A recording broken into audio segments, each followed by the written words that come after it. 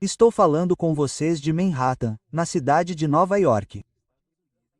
E quero começar dizendo que o objetivo e a finalidade do que tenho a dizer a vocês hoje é, espero, dar a vocês uma estrutura, um contexto para muitas coisas que vocês pensaram, coisas que sentiram, que talvez os preocuparam, que vocês estavam exagerando, ou talvez fosse só vocês.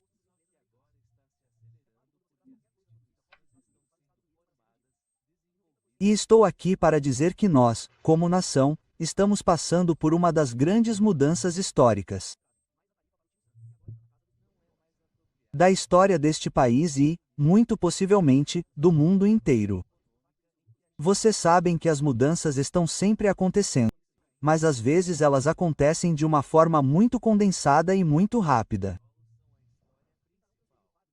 Muitas vezes, as pessoas reclamam que tudo está mudando, mas muito lentamente, apenas para descobrir alguém que ressalta: sim, mas lembrem-se daquele período em que tudo mudou muito rápido e, antes que vocês percebessem, tudo mudou de novo rapidamente. Agora está mudando rapidamente. E isso ocorre porque muitos problemas que surgiram não são mais possíveis de serem resolvidos. Muitas mudanças que foram construídas lentamente agora estão em uma espécie de crescendo. E como muitas dessas mudanças são assustadoras para muitas pessoas, uma das coisas mais notáveis sobre elas é a enorme quantidade de negação que está acontecendo. Então, tenham paciência enquanto eu digo a vocês quais são as grandes mudanças e por que acho que estamos no meio delas. Ok, vamos começar. Vou dividir as grandes evidências de grandes mudanças em duas partes. A primeira parte será internacional e a segunda parte será nacional. O que está acontecendo aqui nos Estados Unidos, o internacional, bem, de uma forma que é fácil, embora um pouco assustadora. Durante a maior parte dos últimos 75 anos, o que significa praticamente a nossa vida.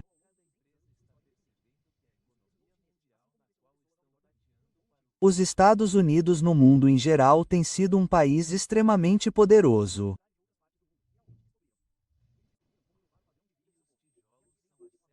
Durante muitos desses anos, claramente o mais poderoso econômica, política, militar e ideologicamente.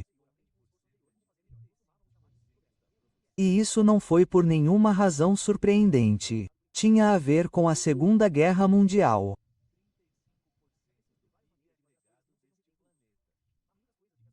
Na Segunda Guerra Mundial, não só o fascismo foi derrotado, mas todos os países que poderiam ter sido concorrentes pela posição de liderança dos Estados Unidos estavam ocupados destruindo todos os outros. Então, quando a guerra terminou em 1945, Grã-Bretanha, França, Alemanha e Itália foram destruídas. O Japão foi destruído. China e Rússia também. Os Estados Unidos saíram ilesos. Na verdade, a guerra colocou os americanos de volta ao trabalho depois que a Grande Depressão dos anos 1930 deixou milhões de nossos concidadãos desempregados e pobres. Na guerra, gosto de ensinar aos meus alunos, pegamos metade dos milhões de desempregados e os colocamos em uniformes. E pegamos a outra metade dos desempregados e demos a eles empregos na confecção de uniformes. Qualquer pessoa com meio cérebro e um pouco de conhecimento de história saberia que a situação dos Estados Unidos no final da Segunda Guerra Mundial era uma anomalia, não poderia durar, nunca poderia ser o país dominante. Por quê? Porque nenhum outro país na história da raça humana que ocupou uma posição dominante a manteve.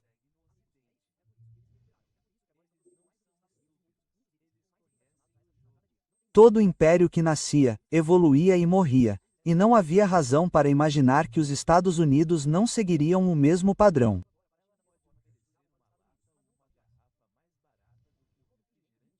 Mas em 1945, quando a guerra chegou, os Estados Unidos estavam em uma posição incrível. Éramos um país com menos de 5% da população mundial. Ainda assim, produzíamos metade da produção mundial, éramos responsáveis por metade do comércio mundial. O dólar americano se tornou uma moeda global, muito além do que a libra esterlina britânica havia sido.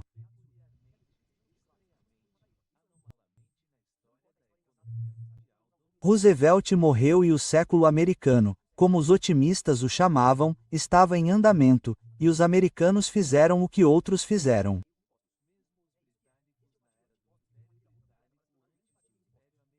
Eles acreditavam que não era temporário, que era perfeito, que era, se você fosse religioso, a preferência de Deus pela América, o excepcionalismo da América, e assim por diante. Temas muito populares nas décadas de 1940, 1950 e 1960. E se você acompanha nossas notícias hoje, sabe que isso está vivo e bem em muitas partes dos Estados Unidos até hoje. Mas isso não é verdade.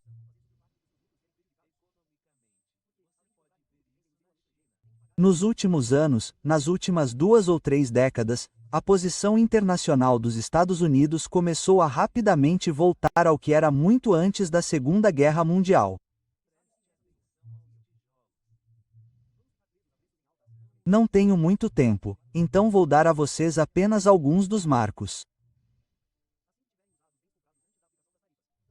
As últimas 4 guerras em que os Estados Unidos se envolveram: Vietnã, Afeganistão, Iraque e agora Ucrânia. Perdemos todas e cada uma dessas guerras. O inimigo no Vietnã era o Partido Comunista do Vietnã do Norte. O que governa o Vietnã hoje é o Partido Comunista do Vietnã do Norte. Eles venceram. Perdemos no Afeganistão. O inimigo era o Talibã. Quem governa o Afeganistão hoje? O Talibã. Eles venceram. Nós perdemos. Eu poderia continuar, mas vocês entenderam. E se vocês não fossem enganados pela mídia de massa americana, saberiam o que todo mundo no mundo sabe: que a guerra na Ucrânia acabou. A Ucrânia acabou. Os russos venceram e a Ucrânia e o Ocidente foram derrotados. Isso não é sinal de um império hegemônico no controle. É sinal de que o império acabou e não vai voltar.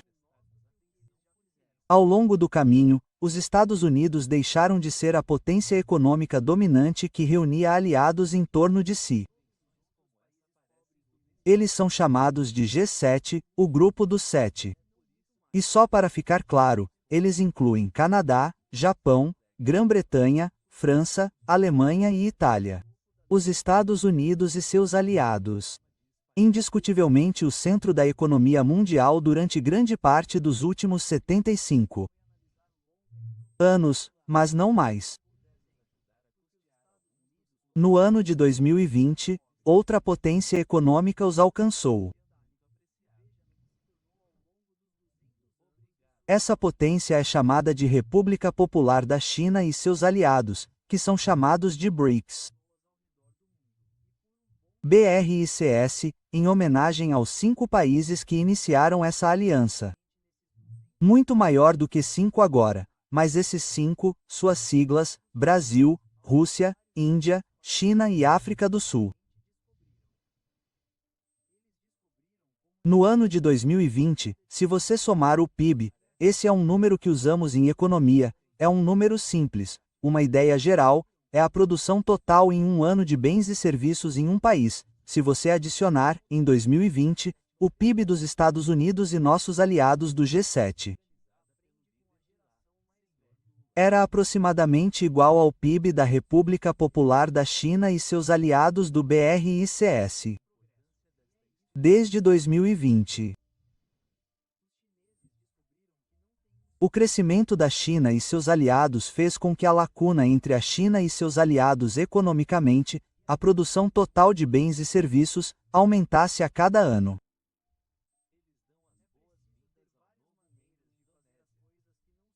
Está aumentando este ano e aumentará novamente no ano que vem e no futuro próximo.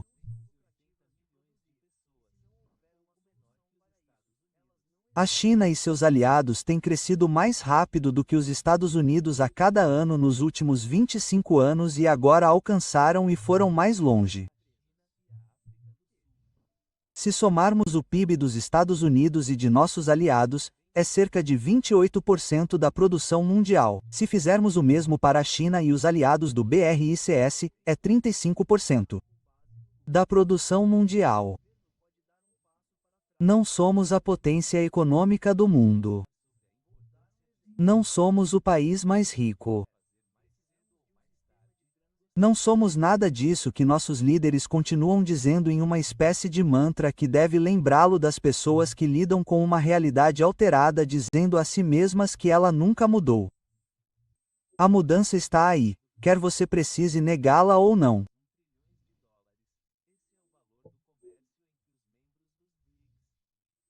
Cada país do mundo, cada empresa envolvida no comércio mundial, está repensando sua estratégia para levar em conta onde está a riqueza agora.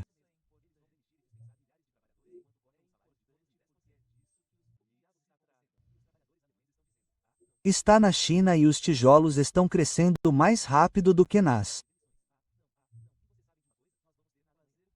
economias maduras dos Estados Unidos e do Ocidente. Se eu tivesse tempo, eu me deteria nisso porque as implicações afetam você em todas as partes da sua vida, mas eu não tenho. Então, vou avançar um pouco e falar sobre os sintomas nacionais de todas essas mudanças que estão se formando.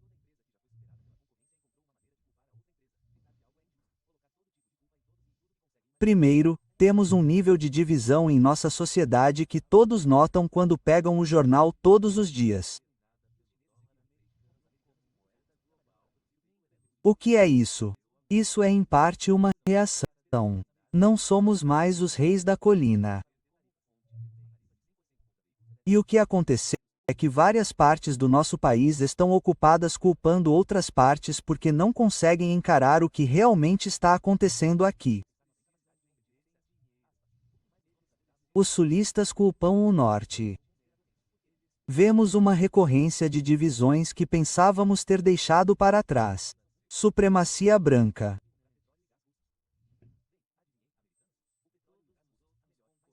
Ódio étnico e extraordinário. O que estamos assistindo e o que nos assusta é o retorno de um tipo de fundamentalismo cristão que quer excluir todos que não são brancos ou cristãos. Hostilidade entre nossos partidos políticos republicano e democrata.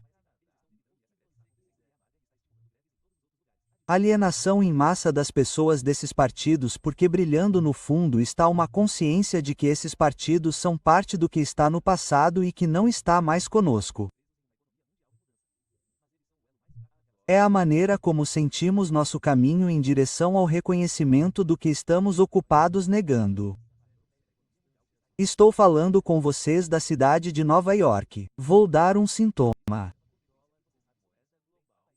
Menos de 2 semanas atrás, o povo de Nova York elegeu e votou para um prefeito.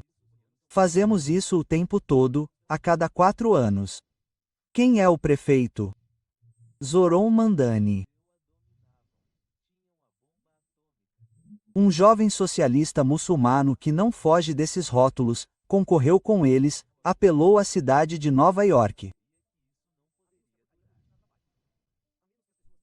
Um homem que, quando perguntado o que faria como prefeito se Benjamin Netanyahu visitasse Nova York, respondeu: "Eu o prenderei." Nova York tem a maior comunidade judaica, acredito, fora de Israel. O Sr. Money não apenas venceu a eleição. Ele obteve mais de 50% dos votos. Ele derrotou todos os outros candidatos somados com seu voto, incluindo o Sr. Cuomo, que faz parte da hierarquia democrata de Clinton e Obama, derrotando os republicanos. O Sr. Trump apoiou o Sr. Cuomo.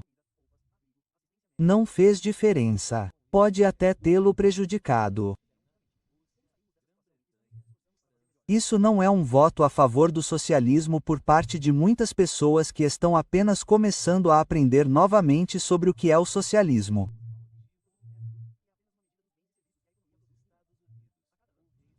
Este foi um voto contra o status quo, contra a história de republicanos e democratas governando a cidade de Nova York para o mesmo núcleo de pessoas ricas que governaram a cidade nos últimos 2 séculos.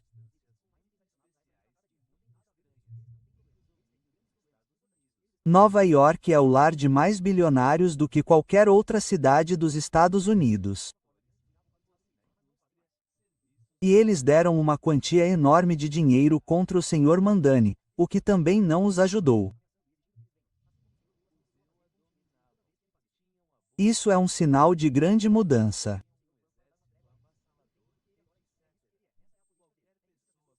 E uma palavra sobre a parte do socialismo que estamos testemunhando, e este é outro sinal de mudança: o retorno do socialismo. Estou muito determinado a garantir que vocês entendam minha escolha da palavra retorno, porque antes da Segunda Guerra Mundial, se vocês conhecem a história americana, o socialismo estava em todo lugar. Os jornais de Nova York ficavam constrangidos quando se perguntavam em voz alta o que significaria um prefeito socialista, como se fosse um acontecimento novo. Centenas de cidades americanas tiveram prefeitos socialistas. Isso não é um fenômeno novo. Quando foi? Antes da Segunda Guerra Mundial. Veja, depois da Segunda Guerra Mundial, tivemos a Guerra Fria. E trabalhamos como nação para apagar, expurgar, reprimir tudo o que tivesse a ver com socialismo, comunismo, marxismo, anarquismo ou qualquer coisa assim. E se você não viveu o suficiente ou não aprendeu sua história, pode ter imaginado que sempre foi assim. Não foi. O Sr. Dani tem centenas de precursores que foram prefeitos de cidades americanas. Bridgeport, Connecticut, ali perto, não mais do que 1 hora de estrada. Prefeito socialista de longa data, Milwaukee, Wisconsin. Eu poderia continuar. E se quiserem outros exemplos, vão para a Europa, onde não há centenas, milhares de cidades e vilas governadas por socialistas, que não tenham explodido, desaparecido e não sejam desastres nem nada disso. Esse é outro sinal. É chamado em psicologia de retorno do reprimido, que não é um nome para um filme de terror. É um nome para a mudança histórica que está explodindo ao nosso redor. Então, compartilhe este vídeo com outras pessoas que possam estar interessadas ou preocupadas. É por isso que as fazemos. E, claro, se você puder ajudar a compensar os custos que incorremos, isso seria muito apreciado. Obrigado.